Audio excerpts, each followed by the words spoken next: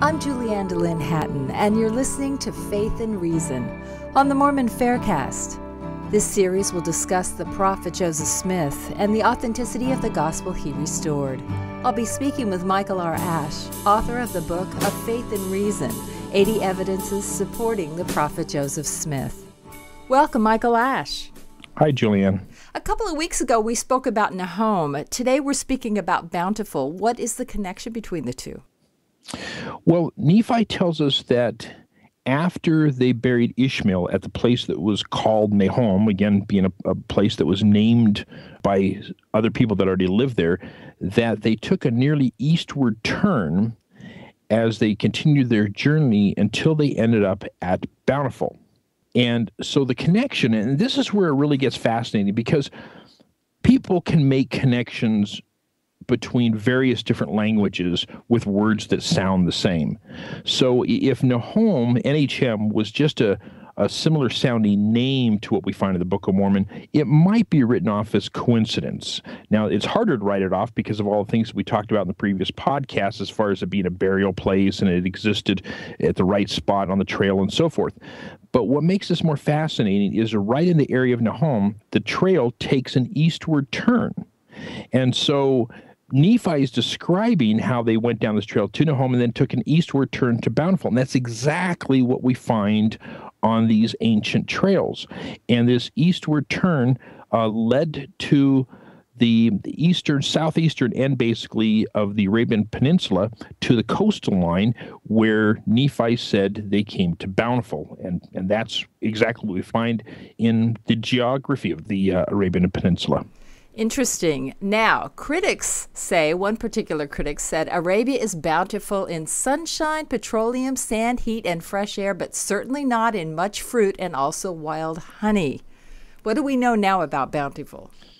Yeah, in Joseph Smith's day, all the best books that were available to him talked about how either Arabia was completely this big desert, that nothing lived there, that birds died in midair because of the heat, or there was a few writers in Joseph Smith's day that talked about how there were some sort of coconut jungles and things that were almost like a fantasy land. Neither one of them match what we find in the real world in Arabia, at least on the coast. Now, most of Arabia does have this arid climate, and so this critic, when he says that it's sunshine and petroleum, he's correct for most of Arabia. But what he didn't know, and what most people in Joseph Smith's day in his world didn't know at all in Americas, is that there's a very lush coastal region on the Arabian Peninsula that matches what we find in Bountiful. Now, where is this area? There's a very small area, what they call the Dhofar Coast. It's on the southeast end of the Arabian Peninsula, and there's several different spots along there that are lush, that are green. And so you go from this arid desert climate, and then you end up on the coast. All of a sudden, you have this lush land. And what makes this fascinating is that Nephi gives a description about it. He doesn't just say we came to this lush green area, but he talks about how they had to build a ship and they had flint for making their tools, and he, in fact, he mentions fruit and honey. Okay, well, there's a spot right in what would have been an inlet in Nephi's time where they could have launched a ship that has all the features that are described in the Book of Mormon. There's wild honey, there's fresh water, there's springs there, there's these trees that go, 40 feet in circumference that could be cut down to make a ship. In fact, there's cliffs nearby there that would have matched what Nephi says that his brothers, they were mad at him for all their troubles, then they were going to throw him into the ocean. That's right. Yeah, and if anybody that's been to the beach, you don't throw somebody into the surf. From a sand dune. Yeah, you're not, right there in the sand and you throw them in. That doesn't mean anything. To throw somebody in the ocean, there has to be some sort of cliffs or something there. And we find this, and this particular region is called Khor Karfalt, and it's a very fertile area, and it has everything that matches what we find in the Book of Mormon. In fact, geologists have found nearby iron deposits and forms of flint, which Nephi said, they had in order to fashion tools.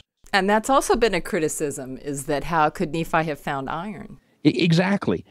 So all the criticisms have backfired, and now the actual archaeological support for what we find in the Arabian Peninsula matches exactly what's described in the Book of Mormon.